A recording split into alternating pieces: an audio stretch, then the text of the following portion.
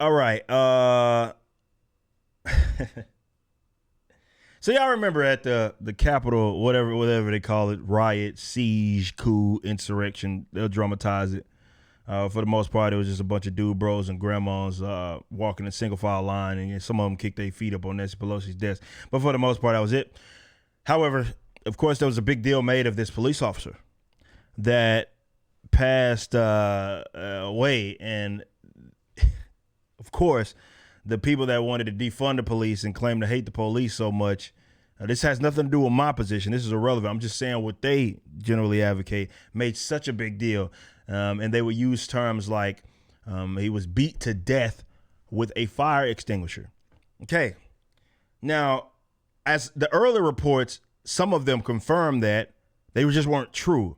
And there was no direct confirmation, definitely from any, like medical examiner or anything like that. That didn't exist. Of course, though, it's funny how so we're talking about this with AOC. A lie can spread so far to where it becomes their truth. So you can fact check it. You can say this information isn't out. None of that matters. They've ran with a narrative that is the new firmware update that the NPCs have. So they're just going to regurgitate that any opportunity that they get. It does not matter if it's true. It does not matter if it's a fake news or anything. It's their truth, and it's gotten out there because a lot of these journalists, blue check marks, they're very irresponsible. So it's more about pinning who they feel as their adversaries, pinning something what they deem as very bad. Now, again, any other time it wouldn't matter, but hey, they care so much about the cops now. We did videos and we did segments on this. Now somehow they shifted caring so much about the police and their well-being, which this police officer was actually, if I'm not mistaken, was a Trump supporter anyway. But as early reports showed, there was no confirmation that he was ever beat with a fire extinguisher. So now even Fake News Network has to concede this point, which they have as of a few days ago, coming out with the information that says, well, yeah, there's not much evidence. Let's read it. Investigators are struggling to build federal murder case regarding fallen U.S. Capitol officer Brian Sicknick, vexed by a lack of evidence that could prove someone caused his death as he defended the Capitol during last month's insurrection. Certain YouTubers don't like when I do that, so I'm going to do that. Insurrection. Authorities have reviewed video and photographs that show Sicknick engaging with rioters amid the siege, but have yet to identify a moment at which he suffered his fatal injuries. Soon after Sicknick died, prosecutors in Washington opened up a federal murder investigation, dedicating a team to the U.S. Attorney's Office to build out a case. Authorities. To date, little information has been shared publicly about the circumstances of the death of the 13-year veteran of the police force, including any findings from an autopsy. In a statement the day after the insurrection, the Capitol Police said that Sicknick had been injured while physically engaging with protesters and collapsed as a result of his injuries sometime after returning to his office. Blah, blah, blah, blah. They don't get to the good stuff later on. And in Sicknick's case, it's still not publicly known what caused him to collapse. Blah, blah, blah. According to one law enforcement official, medical examiners did not find signs that the officer sustained any blunt force trauma. So investigators believe that early reports that he was fatally struck by a fire extinguisher are not true.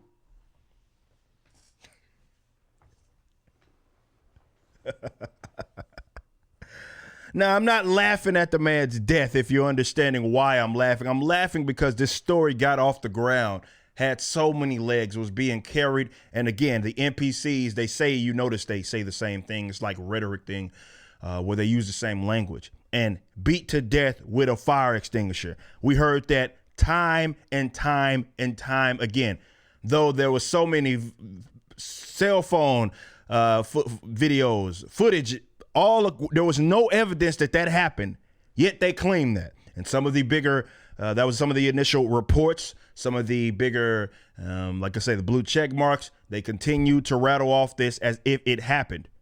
Again, there wasn't any evidence. It's like, it's just, okay, you think we have video of something happening if this actually was the case. It doesn't exist, and now they have to concede this point that, well, okay, the early reports doesn't look like they were true because medical examiners, there's no any blunt force trauma. So what more than likely happened, which you only saw very seldom, it wasn't like mainstream, but some of the more private journalists, or rather independent journalists, were reporting that he had some underlying medical issues which caused him to die. It had nothing to do with him being beat with a head with the fire extinguisher. It's interesting how that, though having no evidence of that, despite all of this footage and stuff that was existing, no evidence of that, yet it just carried so far and wide. These are not honest people that we're dealing with. These are opportunistic people. And again, it's funny how this can also be applied to the AOC situation. And that is that you want something to be true so bad that you attempt to speak it into existence.